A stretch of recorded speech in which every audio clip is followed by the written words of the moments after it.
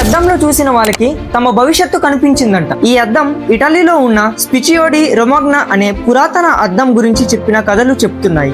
ఇది ఎవరు చూడగా వారికి విచిత్రమైన దృశ్యాలు కనిపిస్తున్నాయంట. ఇది వాళ్ళ భ్రమణ లేక నిజంగానే ఒక భవిష్యత్తా?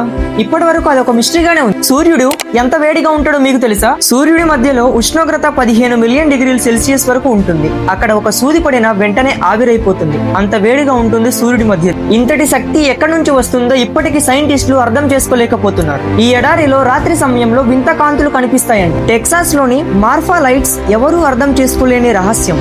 ఆ కాంతులు గాల్లో తేలుతాయి, ఆకస్మికంగా మాయమవుతాయి కూడా. ఇవి భూమి లోపల నుంచి వస్తున్నాయా? ఇప్పటికి ఒక మిస్టరీగానే ఉంది. ఈ తాబేలు మనుషుల కంటే ఎక్కువ కాలం బ్రతికింది. జొనాథన్ అనే తాబేలు 1832లో పుట్టింది. ఇంకా బ్రతికే ఉంది.